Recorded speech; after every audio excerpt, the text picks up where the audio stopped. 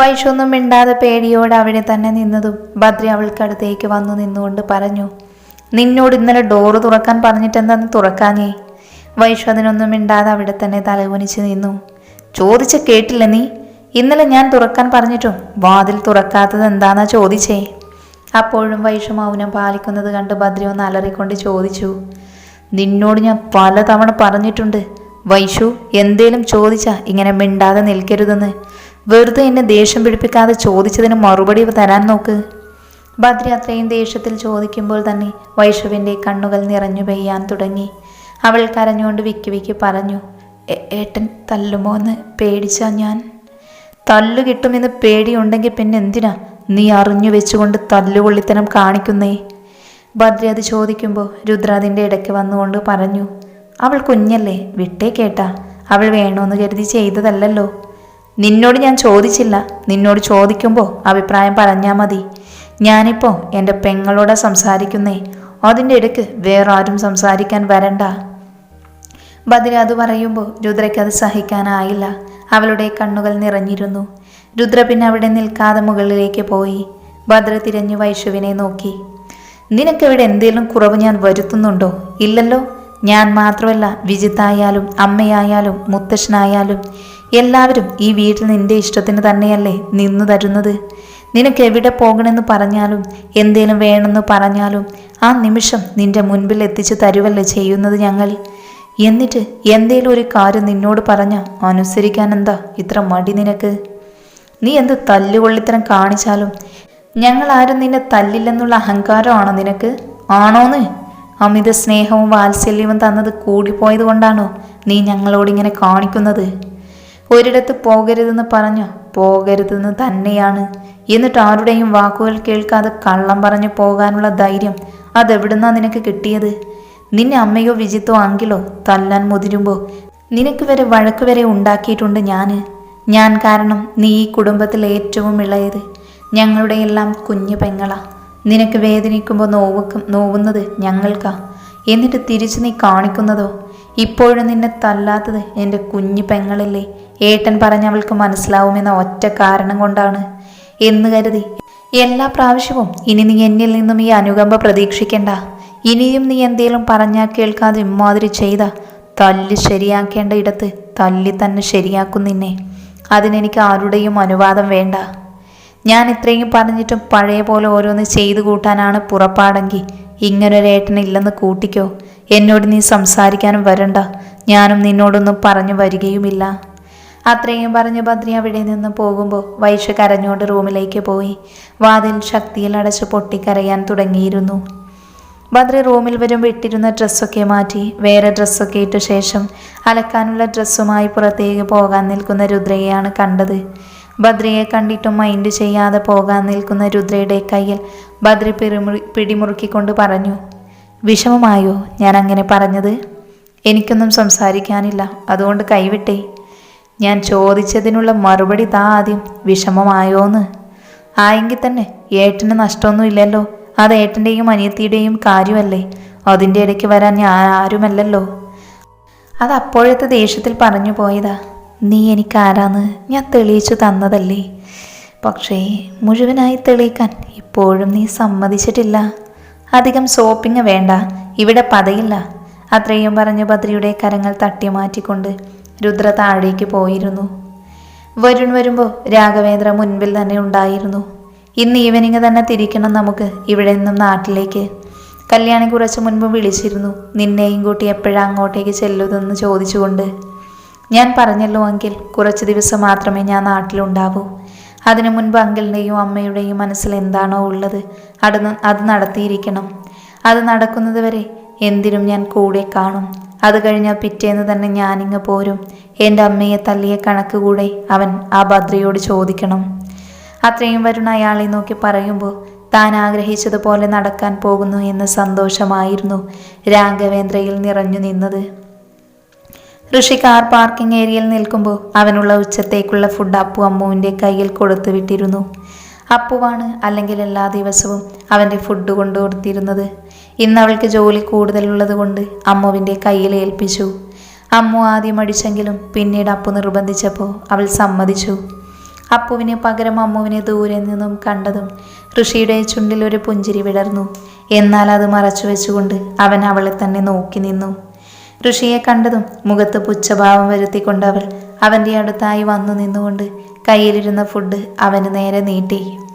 ഋഷി അത് വാങ്ങിയതും തന്നെ അവൾ അവനെ നോക്കാതെ പോവാൻ നിന്നതും ഋഷി അവളെ പിന്നിൽ നിന്ന് വിളിച്ചു. അമ്മ ഒന്ന് നിന്ന ശേഷം എന്തെന്നുള്ള രീതിയിൽ അവനെ ഒന്ന് തിരിഞ്ഞു നിന്ന് നോക്കി. തനിക്കെന്താ പറ്റിയത്? ഈയിടെയെ താൻ മിണ്ടുന്ന കൂടി ഇല്ലല്ലോ എന്നോട്. എന്തേലും പ്രശ്നമുണ്ടോ തനിക്ക്? ഓ, ഇപ്പോഴെങ്കിലും ചോദിക്കാൻ തോന്നിയല്ലോ. ഞാൻ കരുതി നമ്മളെയൊന്നും ശ്രദ്ധിക്കാൻ സമയമില്ലെന്ന്. താനെന്താ ഇങ്ങനെയൊക്കെ സംസാരിക്കുന്നേ? എനിക്ക് ഇങ്ങനെയൊക്കെ സംസാരിക്കാനേ അറിയൂ. അത് കേൾക്കാൻ പറ്റുന്നവർ മാത്രം മിണ്ടിയാൽ മതി എന്നോട്. പിന്നെ എന്നോട് മിണ്ടില്ലെന്ന് കരുതി ഇയാൾക്കൊന്നും സംഭവിക്കില്ലല്ലോ. മിണ്ടാനൊക്കെ വേറെ ആൾക്കാരുണ്ടല്ലോ. അതിന് ഋഷിയൊന്ന് ചിരിച്ചു. താൻ ഇപ്പോഴും ഞാൻ അന്ന് പറഞ്ഞത് ഓർത്ത് നടക്കുവാണോ? ഞാനത് വെറുതെ തന്നെ ഒന്ന് ഇതാക്കാൻ പറഞ്ഞതല്ലേ. എന്നെ ഇതാക്കാൻ വേണ്ടി എന്തിനാ വേറെ റിലേഷൻ ഉണ്ടെന്ന് പറയുന്നേ? ഓ, ഇനി ഞാൻ രുദ്രയോടും അപ്പുവിനോടും ഇയാളുടെ മനസ്സിൽ വേറെ പെൺകുട്ടി ഉണ്ടെന്ന കാര്യം പറയാതിരിക്കാനാവുമല്ലേ? അല്ല പിന്നെ എൻ്റെ മനസ്സിൽ നീ ഉള്ളതുപോലെ നിന്റെ മനസ്സിൽ ഞാനുണ്ടോ എന്ന് നോക്കാനാ. എന്തോന്ന്? എങ്ങനെ? ഡി പൊട്ടിക്കളി, എനിക്ക് നിന്നോടുള്ളതുപോലെ ഇഷ്ടമായി. നിനക്ക് എന്നോടും ഉണ്ടോ എന്ന് അറിയാനായിരുന്നു എന്ന്. അത് കേട്ടതും അമ്മുവിൻ്റെ കണ്ണുകൾ വിടർന്നു. അവൾ ആ വിടർന്ന കണ്ണുകളോട് അവനെ നോക്കി ചോദിച്ചു, സത്യായും എന്നെ ഇഷ്ടമാണെന്നോ? അതേ, നിന്നെ കണ്ടപ്പോൾ തന്നെ എനിക്ക് നിന്നോട് ഇഷ്ടം തോന്നിയതാ. പക്ഷേ ആ ഇഷ്ടം കൂടിയത് അന്ന് ഞങ്ങളുടെ രുദ്രയ്ക്ക് വേണ്ടി നീ എതിർത്ത് സംസാരിച്ചില്ലേ ബദ്രിയുടെ വീട്ടിൽ പോയപ്പോൾ. അന്ന് നിന്നോടുള്ള ഇഷ്ടം കൂടി എന്ന് വേണം പറയാൻ. ഞാനൊന്നേ ആഗ്രഹിച്ചുള്ളൂ, എന്നെ പോലെ തന്നെ എൻ്റെ ലൈഫിൽ വരുന്ന പെൺകുട്ടി എൻ്റെ രുദ്രയെയും അപ്പുവിനെയും അംഗീകരിക്കുന്നവളും സ്നേഹിക്കുന്നവളുമായിരിക്കണമെന്ന്. അത് നിനക്ക് കഴിയുമെന്ന് അന്ന് ബോധ്യമായി. പക്ഷെ തിരിച്ചു നിനക്ക് അങ്ങനെ ഒരിഷ്ടം എന്നോട് കാണുമോ എന്ന് എനിക്ക് സംശയമായിരുന്നു. പക്ഷേ അന്ന് നീ ചോദിച്ചില്ലേ ഞാൻ ആരെയെങ്കിലും സ്നേഹിക്കുന്നോ എന്ന്. ഞാനുണ്ടെന്ന് പറഞ്ഞതും നിന്റെ മുഖം മാറിയത് ഞാൻ ശ്രദ്ധിച്ചു. അപ്പോഴാണ് നീയും എന്നെ സ്നേഹിക്കുന്നു എന്നുള്ള കാര്യം മനസ്സിലായത്. അന്ന് തന്നെ രുദ്രയോടും അപ്പുവിനോടും ഞാൻ ഈ കാര്യം പറഞ്ഞിരുന്നു. അവർക്ക് രണ്ടുപേർക്കും 100 വട്ടം സമ്മതമാണെന്ന് പറഞ്ഞതും നിന്നോട് പറയാൻ വന്നതാ. അപ്പോഴെല്ലാം മുഖം വീർപ്പിച്ചു വെച്ച് നീ തന്നെ പോയി. ഏതുവരെ പോകുമെന്ന് നോക്കി തന്നെയാ ഞാനിരുന്നേ. പിന്നെ അതിൻ്റെ ഇടയിൽ രുദ്രയുടെ പ്രശ്നങ്ങളൊക്കെ വന്നപ്പോൾ പിന്നെ അതിൻ്റെ പിന്നാലെ പോയി. ഇപ്പം പിന്നെ പ്രശ്നങ്ങളെല്ലാം ഒതുങ്ങിയ സ്ഥിതിക്ക് ഉള്ളിലുള്ളത് മറച്ചു വയ്ക്കേണ്ടെന്ന് കരുതി അപ്പുവിനോട് ഞാൻ പറഞ്ഞിട്ടാ ഫുഡ് നിൻ്റെ കൊടുത്തു വിടാൻ പറഞ്ഞേ. അല്ലാതെ നിന്നെ ഇതുവരെ സംസാരിക്കാൻ കിട്ടില്ലെന്ന് അറിയാമായിരുന്നു. ഇനി പറ, എന്നെ ഇഷ്ടമല്ലേ നിനക്ക്? അതെന്ത് ചോദ്യമാ? എനിക്കല്ലേലും ഇഷ്ടമാ. അത്രയും പറഞ്ഞ് നാണത്തോടെ ഓടിപ്പോകുന്ന അമ്മൂനെ നോക്കി ഋഷി അവിടെ തന്നെ നിന്നു. രാത്രിയിൽ എല്ലാവരും ഫുഡ് കഴിക്കാനിരിക്കുമ്പോൾ വൈഷു മാത്രം വന്നിരുന്നില്ല. അവൾക്ക് വിജയലക്ഷ്മി തന്നെ കൊടുത്തോളാമെന്ന് പറഞ്ഞ് ബാക്കി എല്ലാവരും കഴിക്കാൻ തുടങ്ങി. അന്നത്തെ സംഭവത്തിന് ശേഷം കല്യാണി അവർക്കൊപ്പം കഴിക്കാനിരുന്നിട്ടില്ല. അവൾക്കുള്ള ഫുഡ് സാവിത്രി തന്നെ 3 നേരവും റൂമിൽ തന്നെ എത്തിച്ചിരുന്നു. മുത്തശ്ശൻ കഴിച്ചിട്ട് വേഗം പോയി കിടക്കാൻ. എന്നാൽ വിജിത്ത് ഫോണിൽ പ്രിയങ്കയ്ക്ക് മെസ്സേജ് അയച്ചു കഴിക്കുന്ന തിരക്കിലായതുകൊണ്ട് ആരെയും നോക്കിയില്ല. ബദ്രി ആഹാരം കഴിക്കുന്നുണ്ടെങ്കിലും അവൻ്റെ അടുത്ത് നിന്ന് എല്ലാം എടുത്തു കൊടുക്കുന്ന രുദ്രയിലായിരുന്നു അവൻ്റെ കണ്ണ്. രുദ്രയുടെ മുഖം വീർപ്പിച്ചു വെച്ചാണ് നിൽപ്പ്. അവളുടെ ആ മുഖഭാവം കാണാൻ വേണ്ടി ബദ്രി ഇടയ്ക്കിടെ അത് വേണം ഇത് വേണം എന്നൊക്കെ പറഞ്ഞ് അവളെ കൊണ്ട് ബുദ്ധിമുട്ടിപ്പിച്ച് വിളമ്പിക്കുന്നുണ്ട്. രുദ്ര ഓരോന്ന് ദേഷ്യത്തിൽ വിളമ്പി കൊടുക്കുന്നത് കണ്ട് ബദ്രിക്ക് ചിരി സഹിക്കാനായില്ല. അതെ, ഇരുന്ന് ചിരിക്കാതെ കഴിച്ചിട്ട് എഴുന്നേറ്റ് പോകാൻ നോക്ക്. ഇല്ലെങ്കിലേ ഈ ഇരിക്കുന്ന കറിയെല്ലാം കൂടെ തലവഴി കമിഴ്ത്തും ഞാൻ. രുദ്ര അത് പറയുമ്പോൾ ബദ്രി അവളെ നോക്കി പറഞ്ഞു, എന്നാ പിന്നെ അതൊന്ന് കാണണമല്ലോ എനിക്ക്. നീ ഒഴിച്ചോ, ഞാനൊന്നും പറയില്ല.